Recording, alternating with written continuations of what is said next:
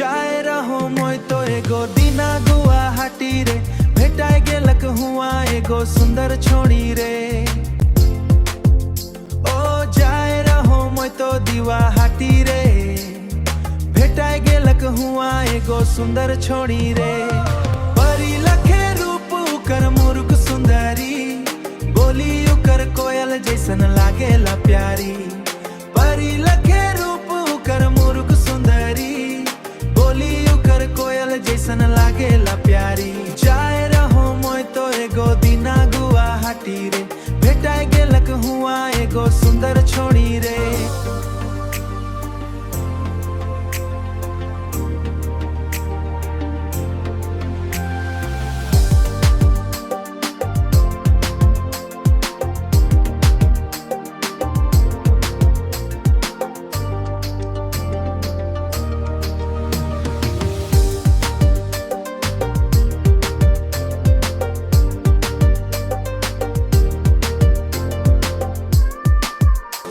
के उकर जिया मोरा धड़के, धीरे धीरे मन मोर उकर ठिना भटके।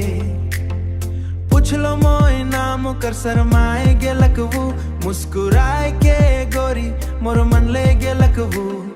देख के उकर जिया मोरा धड़के, धीरे धीरे मन मोर उकर ठिना भटके।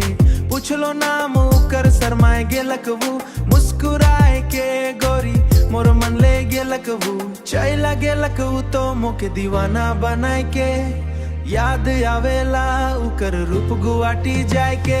परी लखे रूप उकर मुर्ख सुंदरी, बोली उकर कोयल जैसन लागेला प्यारी।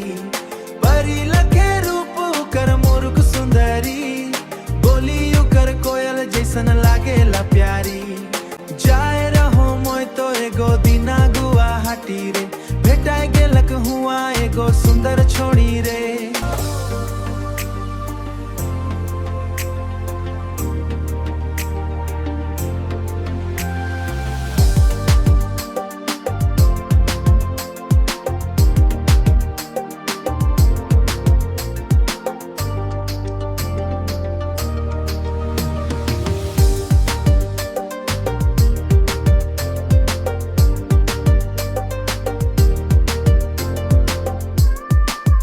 दिल में समाय गेलक उकर गोरी मुखड़ा, लागेला जैसे वो तो चांद के टुकड़ा।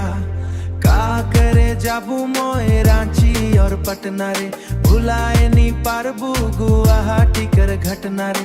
का करे जाबू मोय रांची और पटना रे, भुलाए नी पारबू गुवाहाटी कर घटना रे। सोचो ना दिन रात अब का करो उपाय, मिल गले उकर से जिया मोर तरसाय। तोर बिना नी रहबू तो के नी भुलाएबू, गुवाहाटी फिर जाए के तो के संग लेबू। परी लखे रूप उकर मुर्ख सुंदरी, बोली उकर कोयल जैसन लागेला प्यारी। परी लखे रूप उकर मुर्ख सुंदरी, बोली उकर कोयल जैसन लागेला प्यारी। जाए रहो मोय तो गुवाहाटी रे, भेटाय गेलक हुआ एगो सुंदर छोड़ी रे। ओहो गुवाहाटी।